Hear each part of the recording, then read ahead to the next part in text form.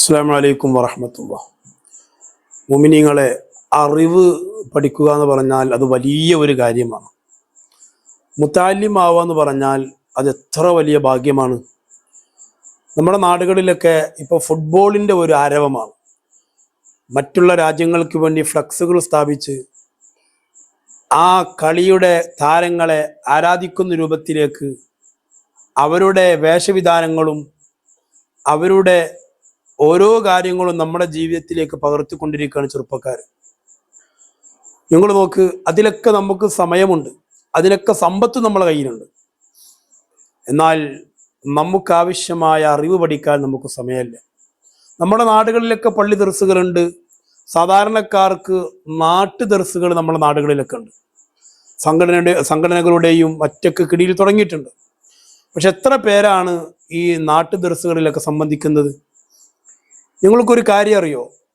നമ്മൾ ഒരു ദർസിൽ പോയി ഇരുന്നാൽ, പഠിച്ചിട്ടില്ലെങ്കിലും നമ്മളവിടെ പോയി ഇരുന്നാൽ നമ്മൾ മുതഅല്ലിമാ. ഒരു മുതഅല്ലിമിന് 7 ബഹുമാനം കിട്ടുന്നുണ്ട്. ആ 7 ബഹുമാനവും നമുക്ക് കിട്ടും. നമ്മൾ പഠിക്കണം എന്നില്ല, നമ്മൾ എഴുതണം എന്നില്ല, അർത്ഥം വെക്കണം എന്നില്ല. ആ സദസ്സിൽ നമ്മൾ ഇരുന്നാൽ മതി, 7 ബഹുമാനം നമുക്ക് ലഭിക്കും. തംബീഹുൽ ഗാഫിലീനിൽ ബഹുമാനപ്പെട്ട അബുൽ ലൈസ് സമർഖന്ദി റളിയല്ലാഹു അൻഹു പറഞ്ഞത് കാണാം.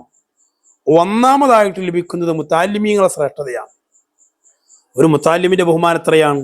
ഒരു മുതഅല്ലിം ഒരു ഖബർസ്ഥാനിലൂടെ നടന്നാൽ ആ ഖബറാളികളെ ശിക്ഷ പോലും അല്ലാഹു തആല കുറച്ചു കൊടുത്തു, ശിക്ഷ പോലും ഇളവ് കൊടുത്തു എന്നാണ്. മുതഅല്ലിമിന്റെ ശ്രേഷ്ഠതയാണ് ഒന്നാമതായിട്ട്. മറ്റൊന്ന്, ഇരിക്കുന്ന സമയം മുഴുവനും തെറ്റുകളിൽ നിന്ന് തടയപ്പെടുകയാണ്. അല്ലെ, ഇൽമിന്റെ മജ്ലിസിലല്ലേ നമ്മൾ ഇരിക്കുന്നത്? ആ സമയങ്ങളിലൊക്കെ തെറ്റിൽ നിന്ന് നമ്മൾ തടയപ്പെടുകയാണ്. വീട്ടിൽ നിന്ന് പുറപ്പെടുമ്പോൾ അള്ളാഹുവിൻ്റെ റഹ്മത്ത് ഇറങ്ങുകയാണ്. നമ്മൾ പള്ളിയിലെ മദ്രസയിലെ ഉസ്താദിന്റെ ക്ലാസ് കേൾക്കാൻ വേണ്ടി, ഇൽമു പഠിക്കാൻ വേണ്ടി പോകുമ്പോൾ നമ്മൾ വീട്ടിൽ നിന്ന് ഇറങ്ങുമ്പോൾ അള്ളാഹുവിൻ്റെ റഹ്മത്ത് അവിടെ ഇറങ്ങുകയാണ്.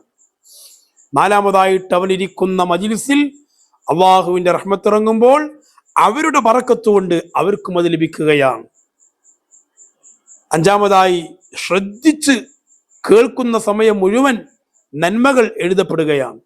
ആ പറയുന്ന ക്ലാസ് അതിഞ്ഞൊരു യൂട്യൂബിലാണെങ്കിൽ എങ്ങനെയാണെങ്കിലും നമ്മൾ വഅദ് കേൾക്കുകയാണ്, ഒരു ഇൽമു കേൾക്കുകയാണ്, അത് കേൾക്കുന്ന ആ സമയം അവർക്ക് അല്ലാഹു തആല നന്മകൾ ഇങ്ങനെ എഴുതപ്പെടുകയാണ്. മറ്റൊന്ന്, ആ മജ്ലിസിൽ മലക്കുകൾ തൃപ്തിപൂർവ്വം ചിറകുകൾ ഇങ്ങനെ വിരിക്കുമ്പോൾ അതിൻ്റെ ഗുണം ലഭിക്കുകയാണ്. ഇൽമു പഠിക്കുന്നവർക്ക് മലായിക്കത്തിന്റെ ചിറകുണ്ട്, അവരിങ്ങനെ ആ ചിറക് താഴ്ത്തി കൊടുക്കും.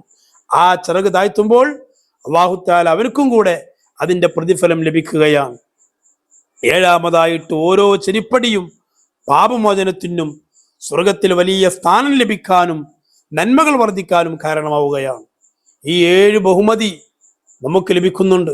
ഒരു മുതഅല്ലിമാവണമെങ്കിൽ നാട് വിട്ട് 7ഉം 8ഉം കൊല്ലം ഓതി പഠിക്കണം. പക്ഷെ അത് മാത്രമല്ല, അത് പോരാ.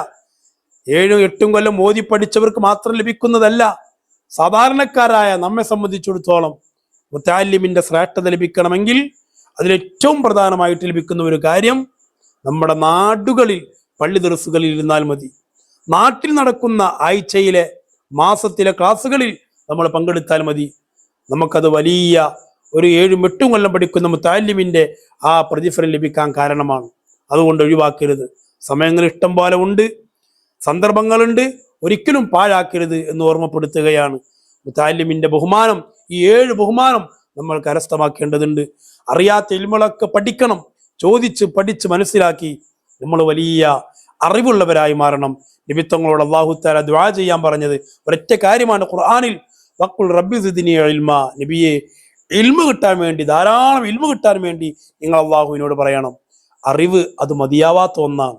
അല്ലാഹു തആല നമുക്കൊക്കെയും അവന്റെ പൊരുത്തത്തിലായി, ദീനീ ഖിദ്മത്തിലായി ആഫിയത്തുള്ള ദീർഘായുസ് നൽകട്ടെ. നാഫിയായ ഇൽമ് അല്ലാഹു നമുക്ക് നൽകുമാറാവട്ടെ. ആമീൻ യാ റബ്ബൽ ആലമീൻ.